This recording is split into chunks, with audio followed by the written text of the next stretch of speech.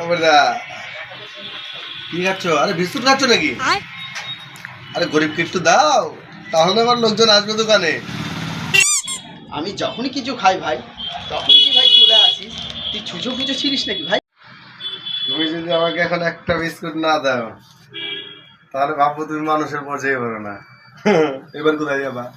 দিতেই হবে, কিচ্ছু হবে না, তুমি মানুষ না দিলে। এমন একটা কথা বলে দিল। ঠিক আছে ভাই, এই নাও খাও।